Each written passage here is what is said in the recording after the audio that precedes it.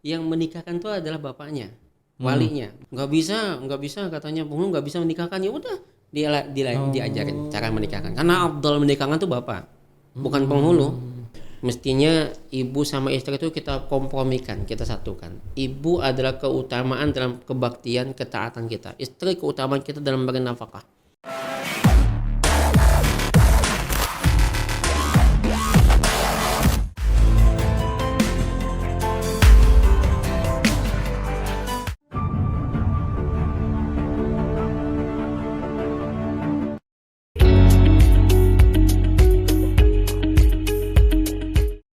Assalamualaikum warahmatullahi wabarakatuh. Salam sejahtera bagi kita semua. Sahabat Al-Mujahidin TV dimanapun berada, semoga sehat walafiat, semakin hari semakin lancar rezekinya. Amin ya rabbal alamin. Baik sahabat Al-Mujahidin TV, bersama saya Sufyan Suri akan menemani selama 45 menit ke depan dalam program podcast Bapandiran Santai. Nah, di sini alhamdulillah bersama kita di studio sudah hadir. Nah, tentunya tidak asing bagi kita semua. Siapakah beliau? Tentunya beliau adalah Dr. Ustadz Haji Muhammad Husaini Sahlan. Nah, di mana beliau juga merupakan bahasanya KUA, jadi yang yang sering menikahkan orang. Nah, sahabat Al-Mujahidin TV, segmennya hari ini? Nah, segmen hari ini kita berbicara perihal hancurnya keharmonisan rumah tangga. Apa sih penyebabnya kan? Nah, nanti hari ini kita berbicara panjang lebar yang dimana kehancuran rumah tangga ini banyak aspek, dan yang kita akan ambil adalah yang berhubungan dengan yang lagi ramai dan viralnya yang sekarang terjadi. Nah, salah satunya adalah penyebabnya adalah judi online. Nah, tentunya ini akan menarik sekali karena kita langsung menghadirkan Ustadz Husaini sebagai pembicara atau narasumber di sini karena beliau membidangi hal itu, sehingga ini akan lebih feel-nya dapatlah untuk kita semua. Baik, sahabat Al-Mujahidin TV, tidak berlama-lama kita akan langsung saja sapa beliau. Assalamualaikum Ustadz. Waalaikumsalam warahmatullahi wabarakatuh. Wah, lama nih Ustadz tidak mampir ke studio nih. Dua kali ya sudah. Dua kali luar biasa. Dan dua kali itu lumayan viewernya 1.000 ya kalau nggak salah. Ya, FKJK sama. Oke. Alhamdulillah. Baik, sahabat Al-Mujahidin TV, sebelum kita memulai, nah yang belum subscribe, bantu subscribe, like, komen dan share ya. Biar kita semakin semangat mengundang para tamu-tamu yang kompeten, kemudian yang tentunya menginspirasi kita semua, sehingga ini menjadi edukasi kita semua. Apa yang kita tidak tahu menjadi tahu. Nah, hari ini spesial khusus kita akan membahas perihal hancurnya keharmonisan rumah tangga. Baik Ustadz, nah sebelum kita berbincang-bincang atau berpandaran santai nih, terlebih dulu nih kita Ustadz sudah mendapat gelar doktor ya Ustadz ya? Belum, masih proses. Ya. Nah, kalau nggak aktif, amin ya rabbal alamin pastinya. Selesai. Itu ngambil di spesialis apa Ustaz? Ilmu syariah. Ilmu syariah. Hukum. Ya, kalau istilahnya hukum lah, ilmu syariah. Oke. Nah, Ustaz ini kan aktivitasnya sehari mengawinkan orang nih. Yeah. Menikahkan orang ya. Penghulu ya Ustaz. Yeah. Ini setiap hari atau mungkin ada rata-rata kesibukannya? Tergantung ya, kalau di Banjarmasin saya kan tugas nih kebetulan di utara lagi nih. Oh, Banjarmasin Utara. Iya kan, di tengah gitu. Kan udah kelamaan 9 tahun setengah. Udah bosan kan. Jadi mereka yang bosan. Jadi pindahnya ke utara, memang harus ada rotasi kan. Nah, di utara itu karena jumlah penduduknya lebih banyak dari tengah. Utara. Jumlahnya banyak. Itu juga mempengaruhi dengan jumlah pernikahan. Jadi salah satunya Sungai Andai ini paling banyak. Itu klien C kan. Klien C. B-nya kan di sini, klien C-nya di Sungai Andai. Itu paling banyak tuh. Oke. Alalak, cuman jauh. Kadang saya ngejar misalnya jadwal di Alalak Utara jam di Alalak Selatan atau gimana tuh jam 7 misalnya. Di Sungai Andai jam 8. Itu pernikahan. Kalau nggak cepet jalannya itu berapa lama? Itu kadang-kadang. Itu yang ngatur schedule siapa, Ustaz? Biasanya kita sama-sama. Oh, sama-sama. Kita kan penghulu berlima sama. Jadi kita berlima. Banjar Utara itu ya, Ustaz ya? Banjar Utara. Oh, ada 5. Kita di Banjarmasin ini ada 23 penghulu. 23 penghulu, kita bagi 5 KWA. Nah, 5 KWA itu ada yang 5, ada yang 4, ada yang 5, ada yang 4 kan gitu. Nah, 5. Jadi kita bagi berlima. Nah, kalau misalnya pernikahan 20 ya kita bagi 5 4. Jadi prosesnya itu dari pemohon apa mempelai nih ya. Mulai kita atur dulu jadwal, kita masukin dulu teman-teman juga satu grup kan. Oh ini Iya, iya. sudah ada nih, jam sekian udah ada misalnya karena jumlah kita berlima, ternyata 6. Jangan lagi 6 diterima yang ke 6. Misalnya jam 8 semua nih. Ada 5 udah jam 8, maka jangan lagi terima yang jam 8. Jadi sering bahasanya barengan ya, Ustaz ya? Biasanya Sabtu Ahad. Oh, Sabtu Ahad. Sabtu Ahad itu paling banyak deh. Ada yang sampai 50 pernikahan. Sehari. Iya. Kita bagi per 5 kan 10-10 itu pas momentum misalnya tanggal cantik. Atau momentum gitu hari-hari yang apalah. Ya yang diyakini inilah. Ini Maulid nih bulan depan itu rame itu. Musim kawin juga Musim nih. kawin. Jadi kalau misalnya mau musim kawin tuh bukan musim bulan haji aja.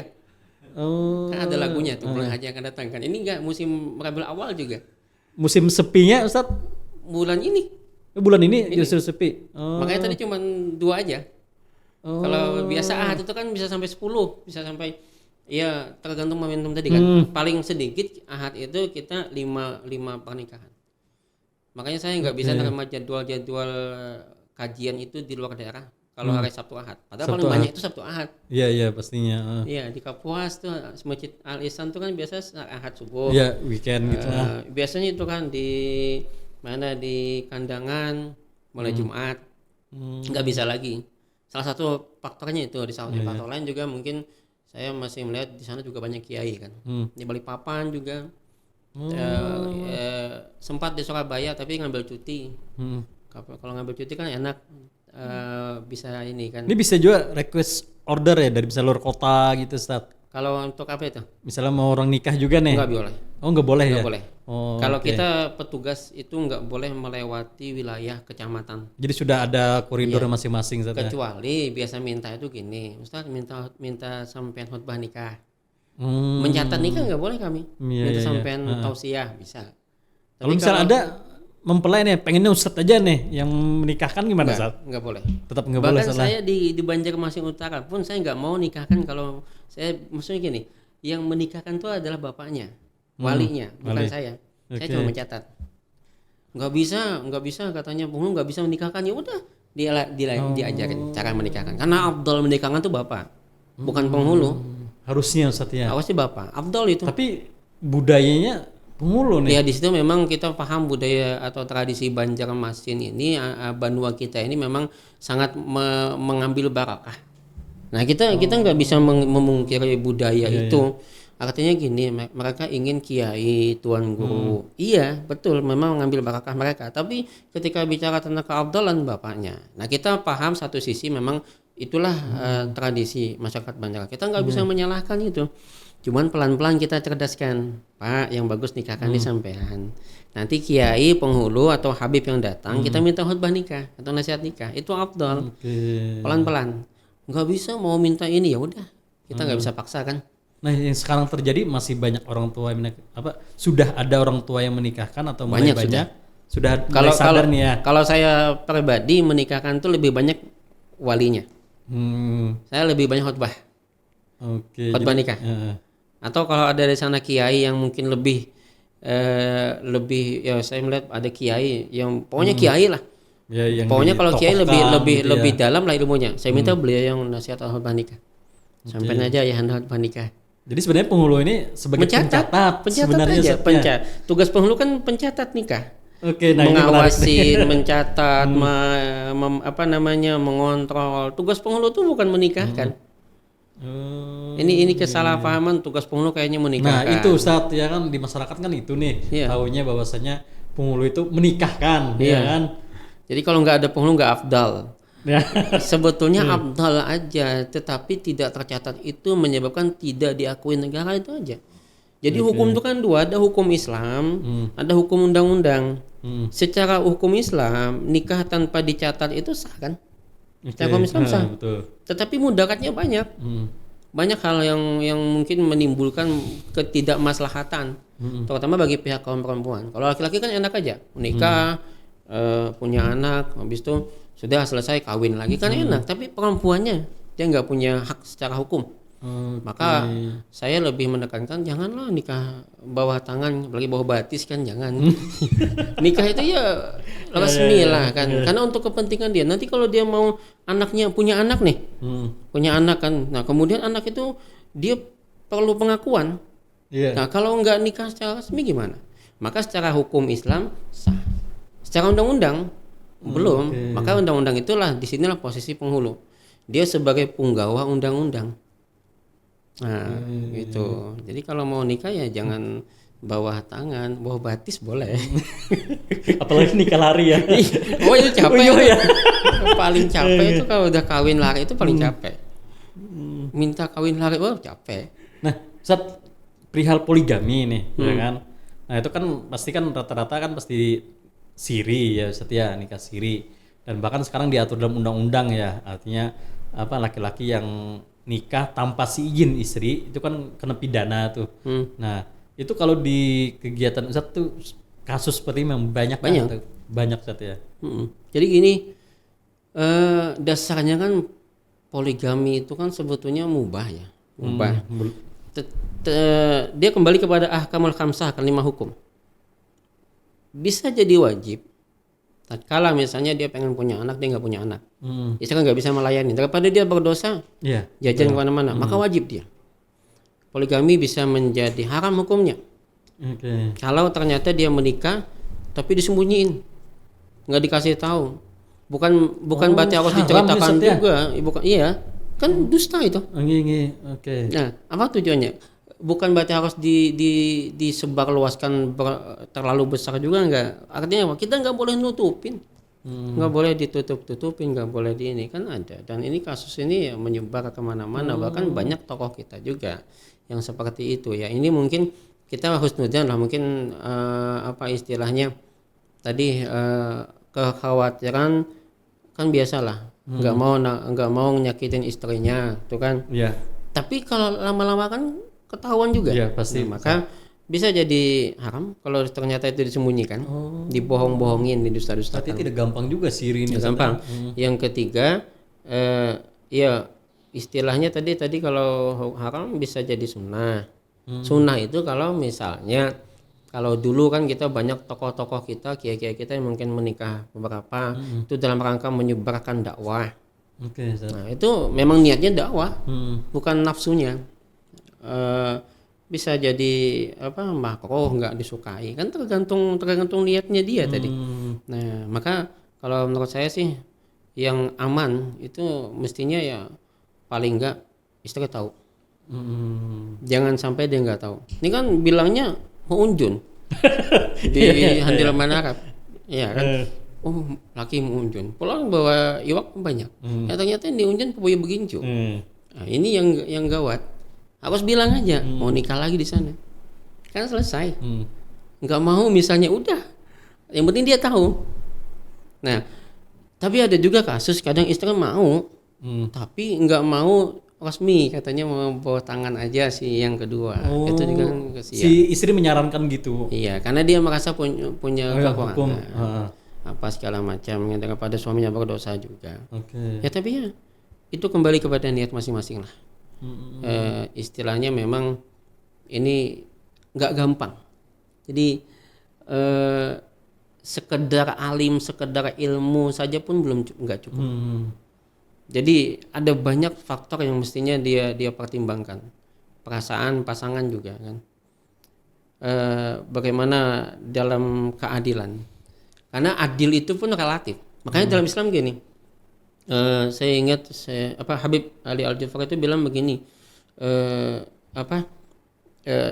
hubungan innasilah baina zauj wa zaujah, hubungan atau ikatan antara suami dan istri itu tidak bisa ditegakkan, laisa qiwamuhal adl, tidak bisa ditegakkan dengan keadilan. Adil itu bukan fondasi dalam rumah tangga. Ini secara tetapi luas adil memang perlu dicari kan. Al-adl matlub, adil itu dicari, tetapi yang menjadi pondasi itu bukan keadilan, tapi al-fadl. Al-fadl itu adalah keutamaan. Suami punya keutamaan, istri punya keutamaan. Sehingga kata Allah tuh janganlah kamu melupakan. Saya lupa surah Baqarah berapa itu? 237 apa? Apa namanya? Janganlah kamu lupakan keadilan di antara kalian, keutamaan antara kalian berdua. Saya lupa tuh. Saya lupa ayat itu. Al-Baqarah ayat 237 kalau nggak salah. Itu coba nanti kita buka itu. Al-Baqarah ayat 237. Jangan, jadi gini, intinya gini. Nanti coba kita buka. Kalau enggak 23 besarnya 237 297 itu ya. 237 ya, 237 nanti di ujung tuh bicara tentang persoalan mahar tuh dan perceraian. Jadi kemauan kita memaafkan pasangan kita. Jadi begini. Supaya jangan salah. Karena nanti ada yang lihat, ada yang salah. Bahaya nih kan. Karena masalah ayat ini nggak bisa kita main-mainkan. Ayat Al-Baqarah ayat 237. Mungkin secara garis besarnya aja Ustaz. Al-Fadl itu gini, keutamaan. Apa sih keutamaan suami? Jangan nafkah. Suami itu mencari nafkah. Suami itu adalah menjadi surga bagi istri kita. Suami itu adalah penutup aib dalam sebuah rumah tangga. Suami itu menjadi tulang punggung. Itu keutamaan suami. Maka itu yang menjadi pondasi rumah tangga. Kenapa hari ini rumah tangga kita berantakan? Karena suami nggak berperan sebagai al-fadl. Rumah tangga, ekonomi, tulang punggung, penutup aib nggak berperan di sana. Nah istri juga dia al-fadl. Karena kalau kita bicara keadilan itu relatif. Adil ujar kita belum tentu menurut pasangan kita adil. Adil menurut pasangan kita belum tentu menurut kita adil. Contoh misalnya, suami itu kalau lagi kecapean weekend kayak gini ingin istirahat. Tapi istri biasanya apa? Pengen jalan-jalan. Nah itu kan pas weekend. Iya kan biasanya gitu. Itu banyak kasus ya. Supaya enak nih, karena memang Tuhan bicara tentang pondasi rumah tangga itu bukan persoalan keadilan, tapi persoalan keutamaan hak al-fadlnya itu. Nah beda kalau bicara kaitan dengan persoalan poligami, itu kan bicara adil. Tetapi adil itu pun juga relatif tadi, karena bicara di situ Tuhan ada bicara wa in khiftum alla ta'dilu kan gitu. Fawahidah, maka jika kalau kamu takut tidak bisa berlaku adil maka cukup satu. Nah ini wala tansaul fadl bainakum, maka janganlah kamu melupakan keutamaan di antara kamu. Ketika kita bertengkar sama pasangan kita, kemudian kita ingin berpisah di situ, kemudian di sana persoalan mahar, maka disuruh dikembalikan atau maafkan. Maka jangan kamu lupakan wala tansaul fadl bainakum, jangan kamu lupakan keutamaan di antara kalian berdua. Nah ini yang kadang orang nangkap adil. Kadang adil itu kan relatif. Keutamaan. Apa keutamaan pasangan kita? Dia cara nafkah. Dia membimbing pasangannya. Itu keutamaan dia. Apa pasangan istri kita? Apa keutamanya? Harasul lakum. Dia adalah ladang bagi kita. Dia tempat menanam benih-benih keimanan. Dia tempat menanam benih-benih kita untuk menumbuhkan anak-anak kita. Dia juga adalah tempat membuat kita nyaman pula. Itu keutamaan istri kita. Maka jangan lupakan keutamaan dia ketika ada masalah. Maka itu menjadi pondasi rumah tangga. Iya. Itu. Artinya adil itu bukan hanya sekedar bisa membagi materi, tapi banyak hal lagi Satya. Dia memang tadi itu adil kan dicari, tapi dalam persoalan rumah tangga bukan adil. Adil bukan pondasi. Pondasi itu al-fadl tadi.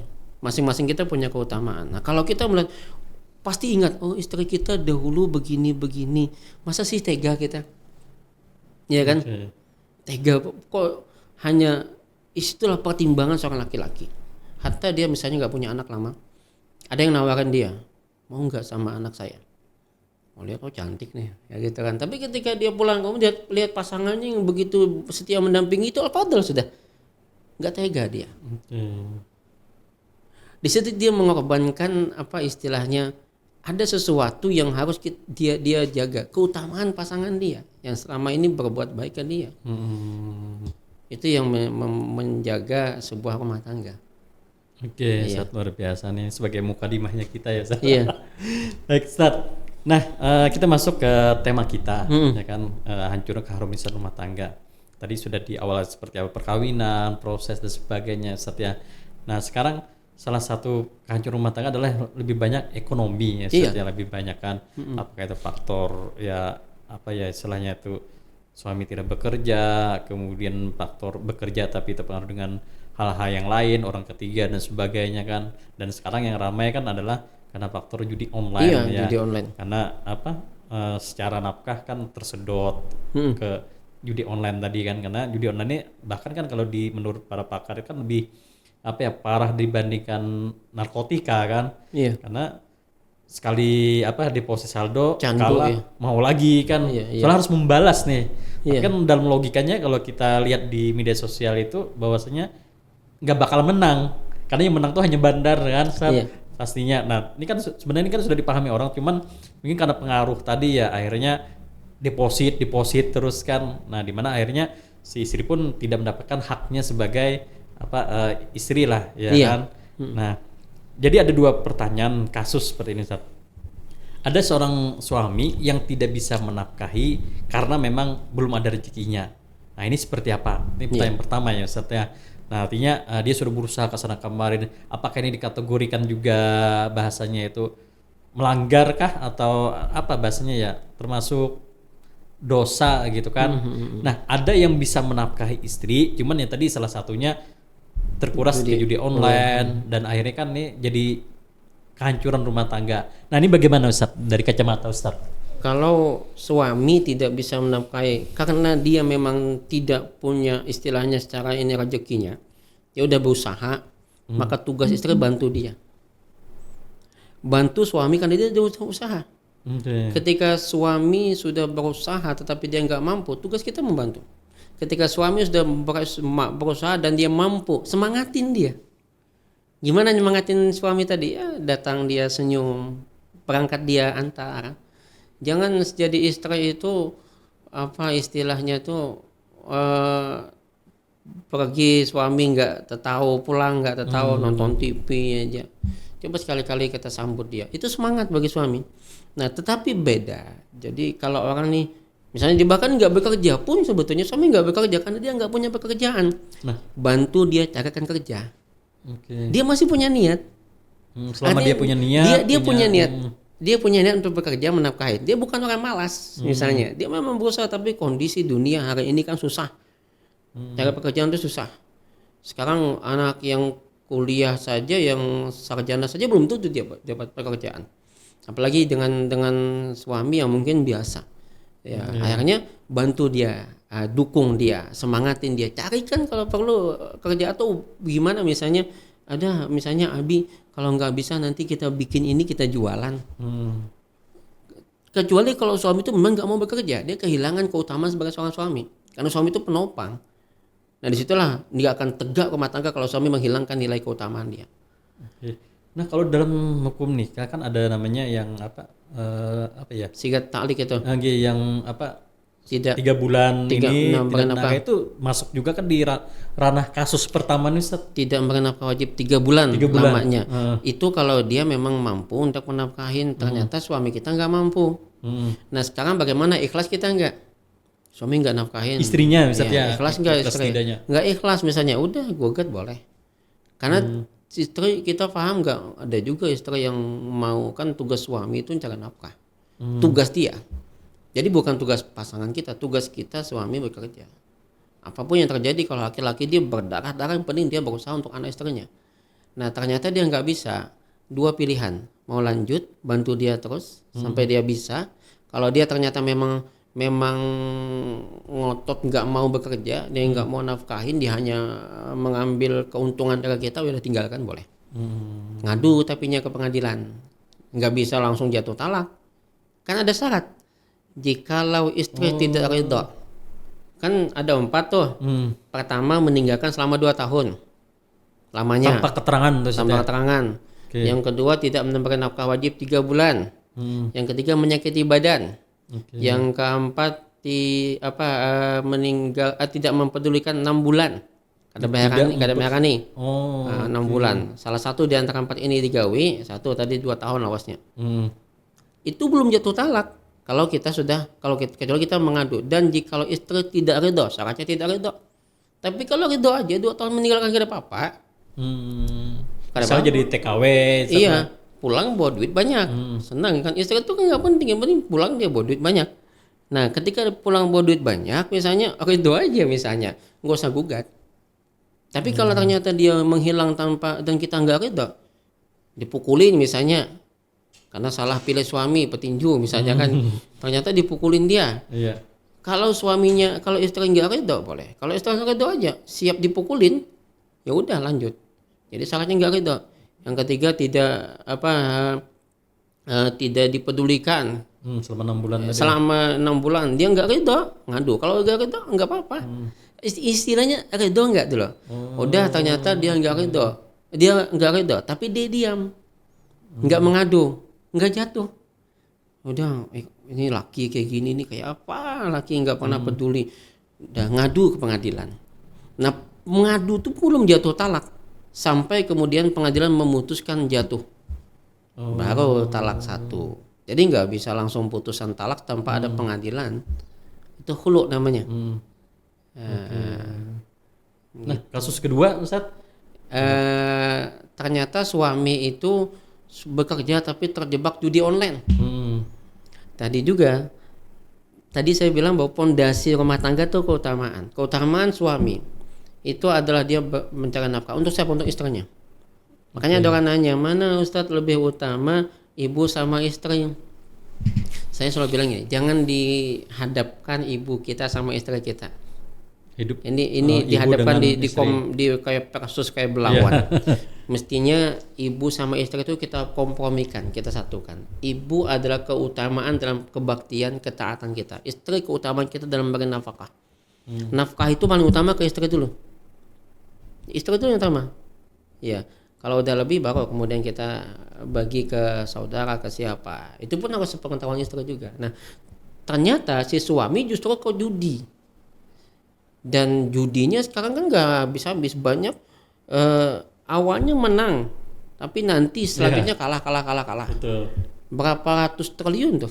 Saya ada baca sempat di 2017 itu sekian kasus itu menghabiskan berapa triliun sudah. Sekarang udah ratusan triliun habis.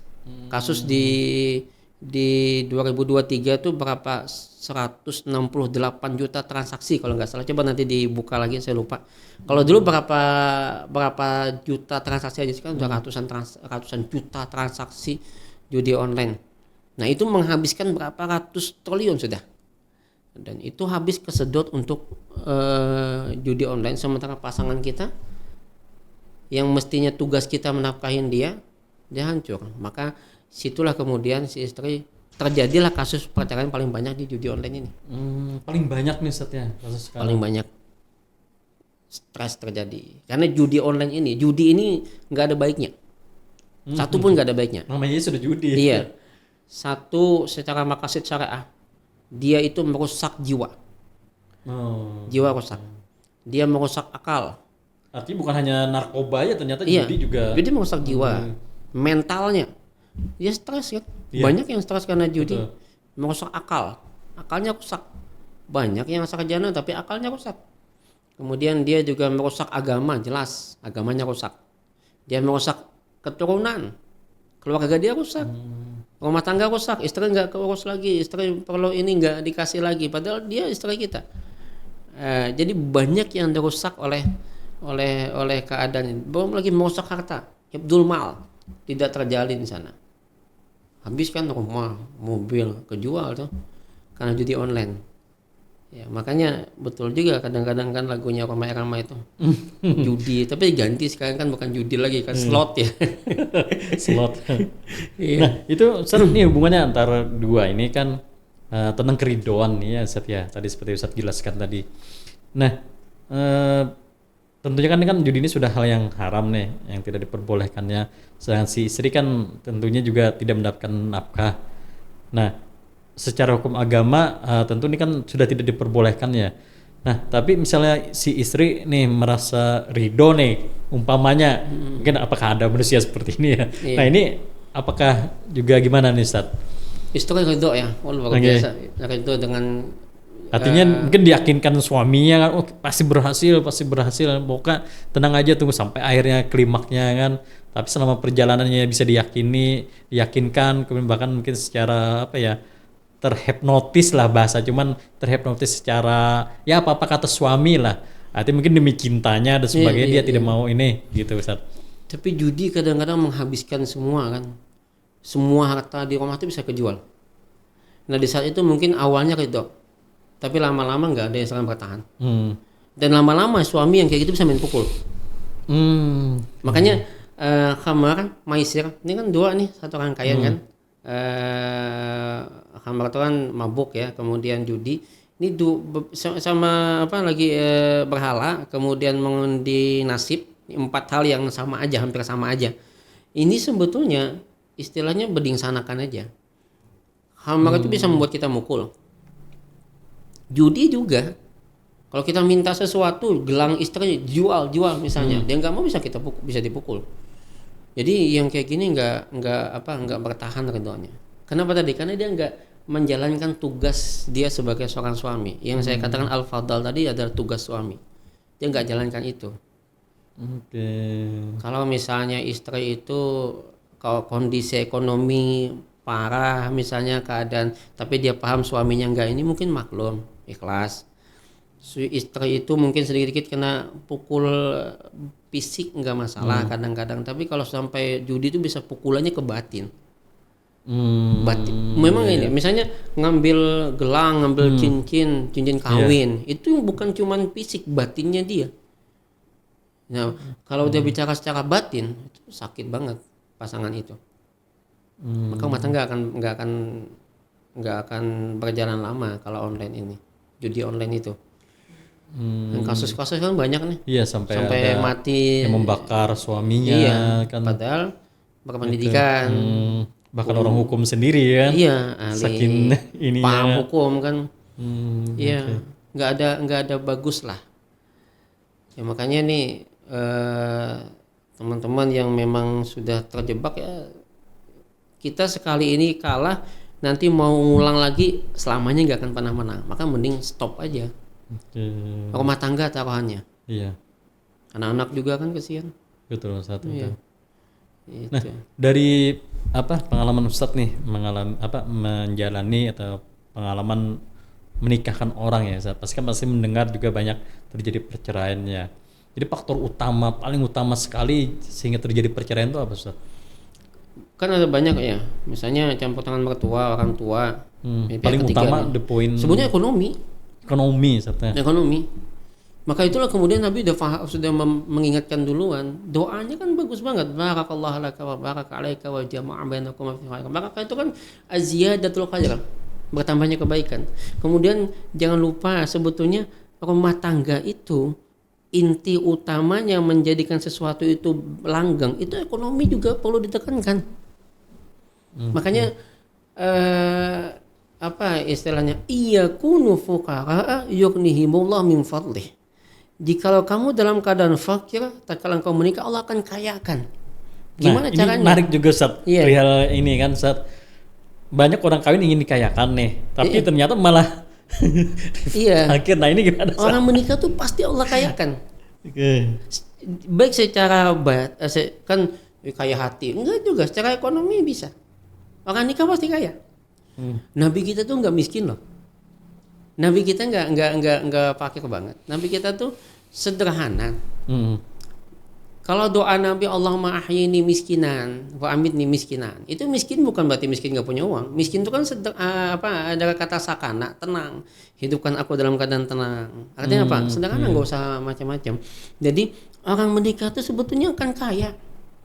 Kenapa? Kalau dia ngikutin istilahnya itu sunnah-sunnahnya. Misalnya gini. Ketika dia mau menikah, maka banyak kan cari pasangan ini, yang ini terus cara agamanya, akhlaknya kan. Walaupun dibilang Nabi 4 kan. Pertama harta, 5 liha wali hasabiha wali jamaliha wali diniha.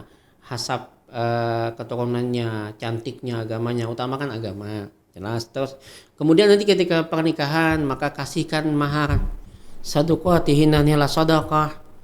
Nah, sedekah itulah kemudian yang saya bilang bahwa nikah mahar itu menjadi berkah rumah tangga. Tradisi kita mahar itu justru dijadikan pipikat. Padahal mahar itu untuk pasangan kita. Iya. Dipajang di dinding saat ya. Iya, modal awal harapan kita ke depan ini sedekah kita pertama berkah. Makanya Nabi maharnya banyak.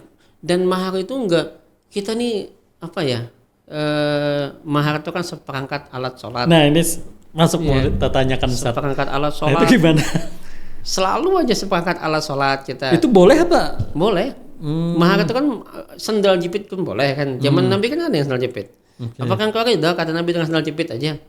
Iya ya Rasul, ya udah nikah. Ada opini masyarakat kalau misalnya kita ngasih mahar perangkat alat sholat Ustaz ya. Artinya kan si suami ini harus menjaga betul nih sholat istri. Kan gitu, ada yang kayak gitu. Bahkan ada misalnya dikasih mahar anggap 1 juta. Berarti setiap harinya harus ngasih 1 juta. Itu bagaimana Ustaz? Kalau sholat itu nggak usah kita kasihkan mahar, itu kewajiban suami. Istri nggak sholat kita tanggung jawab. Makanya enak banget jadi istri itu. Dia nggak sholat kita yang nanggung. Ya kan? Kalau suami nggak sholat istri nggak nanggung. Makanya istri nggak usah pusing. Suami nggak sholat nggak usah diributin. Tapi kalau istri nggak sholat, suami tanggung. Suami itu udah menanggung nerakanya istri kalau dia nggak sholat tadi. Maka tanpa kita seperang arah salah ini. Jadi zaman Nabi itu ada seorang perempuan yang datang ke Nabi, ya Rasulullah, inni wahabatu nafsi lak, ulun berserah lawan pian, ingin dinikahin. Boleh perempuan itu melamar laki-laki itu boleh. Boleh, karena itu zaman Nabi sering kayak gitu. Cuma Nabi nggak langsung terima. Nabi diam. Sampai sahabat bertanya, ya Rasulullah, kalau pian nggak punya hajat dengan dia, kan dia cantik tuh. Saya aja ya Rasul. Nabi nanya, kau ada nggak sesuatu yang untuk kau kasihkan dia, sedekah ke dia? Karena mahar itu kan sedekah. Ya, sedekah suami kepada istri kan. Nah maka ketika kita mengasih mahar ke istri kita, maka si laki-laki itu ditanya oleh Nabi, ada nggak kau punya sesuatu? Nggak ada ya Rasul. Udah kau pulang dulu, kau cari sesuatu yang bisa dijadikan sesuatu untuk menjadi mahar. Akhirnya nggak juga ada ya Rasul. Kata Nabi, Pak, ya udah cincin dari besi lah kau cari. Saking harus punya nilai, biar kecil yang penting dia punya nilai. Sampai kemudian nggak ada juga ya Rasul. Nabi bertanya, apakah engkau memiliki hafalan Al-Quran? Ada ya Rasul. Maka menikahlah dengan hafalan Al-Quran. Itu alternatif terakhir.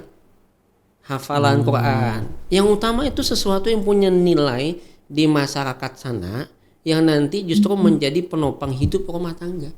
Coba bayangkan, kita selama ini misalnya terpikat dengan lagunya Nia dan Niyati itu, sepiring berdua, nggak kenyang-kenyang. Ada yang mau sepiring berdua? Nggak ada. Makan tuh cinta katanya gitu ya. Ya tetap yang namanya pernikahan itu perlu ekonomi. Dan Nabi paham itu, sehingga Nabi perintahkan setiap pernikahan itu usahakan sesuatu yang punya nilai. Dalam artian punya nilai nilai yang secara ekonomi. Karena itu nanti menjadi modal awal keberkahan. Nah, ketika menikah, pas waktu menikah, apa doa yang diajarkan Nabi kan cuman barakallahu laka wa baraka alaika wa jama'a bainakuma fi khair. Barakah itu kan aziyadatul khair, bertambahnya kebaikan-kebaikan, keberkahan. Termasuk mahar tadi itu, mudahan berkah. Nah, lalu apakah kemudian ketika kita menghasilkan 1 juta harus setiap hari 1 juta? Loh, Nabi itu ngasih maharnya ke Khadijah itu berapa unta tuh? 40 ekor unta. Ditambah 40 ekor unta itu kalau nilai sekarang itu berapa? Ditambah 12,5 uqiyah. Bukan 40 ekor unta, 20 ekor unta. Ditambah 12,5 uqiyah, ditambah 40 dirham. Itu kalau kita hitungkan mata uang sekarang itu lebih 1 miliar. Yang dikasihkan Nabi Khadijah. Hampir semua istri Nabi itu mendapatkan mahar dari Nabi besar semua. Oke, paham sampai sini. Jadi artinya opini di masyarakat atau asumsi masyarakat bahwasanya mahar itu adalah sedekah di awal ya, Ustaz ya. Bukan berarti ini selama kawin harus dikeluarkan, Ustaz ya. Oke. Dan itu menjadi penghargaan terutama bagi perempuan. Bahasa Nabi itu al-mahar itu adalah ihtiramuha, engkau memuliakan dia. Tidak sekedar artinya apa sih yang cuman sekali lagi gini. Ummu Sulaim misalnya, Ummu Sulaim itu kan menikah. Ditanya apa sih minta maharnya? Kan yang mahar itu sesuatu yang paling bernilai bagi perempuan. Jadi yang kita minta itu dari perempuannya. Minta apa sih? Karena mahar itu bukan untuk abahnya, tapi untuk perempuan. Nah hari ini kan mahar itu kan yang menentukan abahnya, abahnya bukan ke abah. Dulu zaman jahiliyah, zaman Nabi sebelum Nabi datang tuh mahar itu untuk orang tua. Sampai hari ini masih berlaku. Harusnya Abdullah tadi ditanyakan oleh calon suami ke istri Ustadznya. Mintanya apa? Nah, ketika itu Ummu Sulaim minta satu, Islamnya Abu Talha. Karena bagi Ummu Sulaim yang paling penting tuh enggak ada guna harta kalau enggak Islam. Ya. Islam itu, maka betul. Islamnya Abu Talha menjadi mahar pernikahan mereka. Karena Islam itu lebih daripada harta. Nah di situ kemudian diterima dengan Islamnya Abu Talha. Nah sekarang gini, apa sih yang paling disuka, yang paling diinginkan perempuan? Ya duit sebenarnya. Coba tanya bini di rumah, mau apa? Duit pasti. Iya, pasti sekarang. Semarah apapun perempuan, kalau udah buka ada duit, tenang dia, ya kan? Nah jadi saya kira kita bukan ini ya, hal-hal uang itu memang bukan tujuan, bukan tujuan. Tetapi tanpa uang kita nggak akan bisa. Maka perlu rumah tangga uang itu. Jangan sampai pasangan rumah tangga itu menjadi dibisikin setan. Tuh lihat tetanggamu enaknya punya suami yang gini-gini ya bisa jalan, kau tuh aduh capek nyuci sendiri. Coba lihat pembantunya ada. Mulai dah. Berarti kita perlu ekonomi. Nggak bisa dibuang ekonomi itu. Iya pastinya. Tapi memang itu bukan tujuan, itu alat.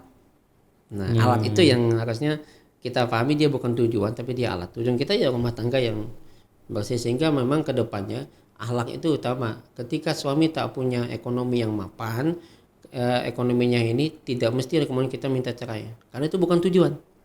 Sepanjang dia masih punya niat untuk membahagiakan dan mencari nafkah, itu udah luar biasa. Insya Allah ke depan akan mudah. Kan hidup itu kan selalu ada gelombang. Ya gitu. Oke. Nah terakhir juga ini termasuk juga apa mungkin apa ya bahasnya tips atau apalah artinya. Nah Ustadz kan setelah tadi Ustadz sampaikan bahwasanya yang berumah tangga itu kan mencari kekayaan dan dikayakan malahan kan. Tapi kan realisasinya di lapangan yang kita lihat faktanya banyak terjadi perceraian. Salah satunya mungkin ada juga apalah istilahnya, ada kasus saya melihat sendiri. Bagus dia karirnya di sebuah perusahaan, kemudian dia nikah sama calon istri orang perusahaan juga. Nah bagus berjalan sampai beli rumah 2 dan sebagainya, dan perjalanan waktu ternyata perusahaannya tutup. Maka teman tadi akhirnya juga collab juga kan, akhirnya jual sana jual, bahkan tidak bisa bayar rumah. Nah ini bagaimana Ustadz untuk menyikapi kasus seperti ini? Mungkin pesan-pesan kepada kaula muda yang baru nikah ya kan, kemudian juga bagaimana cara move on-nya, mungkin ada amalan khusus dan sebagainya sehingga tidak terjadi perceraian itu Ustadz, sebagai closing kita nih Ustadz. Jadi begini, anak-anak muda sekarang kan enak punya orang tua kaya, punya usaha udah mapan, kita selalu berada di zona nyaman. Nah sama tadi kita berada di zona nyaman perusahaan, ketika perusahaan tutup kemudian kita juga ikut tutup. Mestinya kita belajar untuk masuk ke zona yang tidak nyaman. Rumah tangga itu nggak semudah balik telapak tangan, tapi kita berusaha kan. Artinya gini, jangan kita berharap dari orang tua dan dari perusahaan yang ada. Justru belajarlah dari sana, buka lagi. Banyak pengalaman ya. Kalau istilah kita orang yang berumah tangga, ketika dia berumah tangga, Nabi selalu bilang gini, kalau pengen, ada sahabat nanya, ya kalau saya miskin pengen kaya gimana? Nikah. Ya pernah dengar itu. Iya kan? Masih miskin juga nikah. Kenapa? Karena dengan menikah menumbuhkan al-fadl, keutamaan, tanggung jawab. Karena laki-laki bertanggung jawab, maka dia kemudian bertanggung jawab. Gimana caranya? Dia kan berusaha maksimal. Nah itu yang kemudian menumbuhkan ekonomi. Harus bernikmah Pak Sofyan, saya belum PNS, saya udah nikah dikala masih kuliah. Kami tidak mau hidup di rumah orang tua. Mending apa istilahnya? Iya, betul. Nyewa kontrak lah. Apa yang kita lakukan? Jualan. Saya jualan. Dia bikin kue, saya jualan. Kemana jualan? Ke kampus sambil kuliah. Padahal waktu itu istilahnya saya punya apa istilahnya di organisasi kan lumayan ya. Semua orang insya Allah waktu itu kenal. Jadi kalau ada kegiatan ada yang nanya siapa ketua Husaini, oh kok kenal sama Husaini? Dulu kenal. Karena waktu saya kuliah udah jadi dai kan, pasti kenal. Nah saya jualan. Justru dari jualan itu saya bisa beli rumah. Jualan kecil-kecilan. Sederhana sih beli rumah waktu itu ya masih 30 juta. Saya baikin sengaja bagus. Dari jualan itu juga belum PNS, masih kuliah. Saya beli, kemudian saya bisa beli mobil. Walaupun cuma Jimny Katana tahun 90 berapa itu yang belum power steering itu. Bisa beli itu. Kemudian saya lulus, saya selesai kuliah, lulus tes CPNS, lulus langsung. Jadi kaya itu bukan karena PNS-nya. Justru sebelumnya sudah punya usaha. Nah, di situ Bang Sofyan saya kira belajar rumah tangga itu kan tadi sakinah. As-sakanatus safina atau as-sakanatus syajarah. Sebuah pohon itu bisa dikatakan tenang atau sebuah kapal itu bisa dikatakan sakinah, sukun, tenang. Idza darabat, ketika dia dihantam, dia dipukul oleh badai, dipukul oleh angin yang kencang. Ketika angin yang kencang itu memukul dia, menghantam dia, reda itu semua, maka kapal semakin kuat. Kemudian akar pohon semakin kuat. Maka jangan pernah kita hanya karena satu badai tutup perusahaan jatuh. Jangan pernah hanya karena orang tua kemudian terpisah dengan kita lalu kita down. Mestinya orang menikah itu dia punya keutamaan. Apa keutamaan yang dia tampilkan? Selalu tunjukkan aku ini laki-laki. Dan laki-laki itu kata Buya Hamka, kalau nggak salah Buya Hamka atau siapa, jangan mundur ketika dia maju ke depan. Itu idola saya beliau. Jangan pernah seorang laki-laki ketika dia maju ke depan jangan pernah mundur ke belakang. Pantang laki-laki itu mundur. Ya, nah di situ saya kira itu tips saya bagi kaula muda, terutama bagi laki-laki. Jadi laki-laki yang hebat. Gimana hebatnya? Jadi orang yang bertanggung jawab. Jadi perempuannya hebat. Gimana perempuan hebat? Semangat bagi pasangan. Jadi suami itu semakin luar biasa ketika semangatnya ada. Di mana semangatnya? Ya istrinya. Iya betul. Semangat utama tuh istri kita loh. Pulang ke rumah lagi capek, lihat istri senyum, wah semangat. Pulang ke rumah bawa uang, istri masam, ya hilang semangat kita. Jadi semangat itu istri sebetulnya. Nggak usah, bukan kecantikan. Ya, walaupun cantik perlu kan. Biarpun cantik kalau mukanya kayak di kaca bidawang kan dia. Suami manapun lari dia. Jangankan suami, hantu aja buka. Jadi kalau suami sama pasangannya kayak gitu, nggak akan maju dia. Maka jadilah istri yang lembut, suami yang bertanggung jawab. Karena tuntutan suami itu cuma tanggung jawab. Tanggung jawab. Tuntutan istri setia, layanan. Jadi kalau layanan sama tanggung jawab ini menyatu, waduh, jadi dah rumah tangga. Tapi nggak gampang kan? Iya. Ya, saya kira itu Bang Sofyan. Oke, jadi harus siap walaupun prosesnya berumah tangga itu bakalan ada turun naik juga. Pasti. Dihantam. Badai-badai tadi. Iya, topan, itu pasti. Hujatan, fitnahan. Iya kalau itu udah kenyang kita berumah tangga kan. Difitnah, dihujat. Iya betul. Digoda, itu udah besar dah. Tinggal kitanya aja satunya. Lagi kalau terpisah jauh misalnya sama satu tugas nih, sama satu tugas kalau kawan-kawan ada di hakim kan tugas di sini. Oh itu godaan besar. Apalagi kalau kita punya jabatan, wah itu digoda dah. Nah sekarang gimana kita menghadapi hantaman itu yang jadi persoalan kita. Istri juga kan gimana dia menyemangati suaminya. Jangan sekedar hanya nuntut, tapi bantu dia. Bantu nggak mesti harus ini, bantu ya dengan doa, dengan senyuman. Jihad loh itu. Tapi paling gampang istri berjihad cukup dengan wajah. Senyum, dia istri senyum, suami senyum, nungguin suami 3 jam sambil minum kopi senyum. Itu setelah selesai dibawa ke Sabang Liho kan. Jadi gampang banget jihad istri itu. Iya. Insya Allah nggak akan terjebak judi online. Karena dia sudah punya pasangan yang terus kan saling mengingatkan juga setelah. Iya. Oke. Mudah-mudahan ya. Gitu. Baik Ustaz, luar biasa hari ini pencerahannya.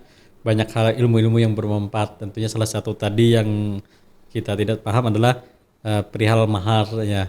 Artinya bukan ayah atau orang tua yang menentukan, tapi adalah si suami menanyakan ke istri ya maharnya apa itu. Kemudian kedua yang menikahkan harusnya orang tua bukan penghulu ya. Taunya kan penghulunya belum datang, ada kawin-kawin setelah. Memang penghulu harus ada karena mencatat. Mencatat, tapi dia bukan utama. Cuman memang kalau walinya nggak hadir atau gimana, memang akhirnya dia diwakilkan ke penghulu. Tapi usahakan maksimal orang tua. Walaupun itu paman, kalau bisa orang tua gampang aja kan. Pulan bin Fulan, engkau kunikahkan dengan anakku atau anakku kunikahkan dengan engkau dengan mahar sekian tunai. Gampang banget. Zawatuka wa angkatuka binti. Nah, itu kan kalau bahasa Arab. Bimaharnya berapa misalnya? Mi'ata alfiyah rupiah halan. Qabil tuh nikah. Selesai. Luar biasa. Baik Ustaz, karena waktunya juga Ustaz juga hari ini luar biasa nih, masih banyak kesibukan nih aktivitasnya.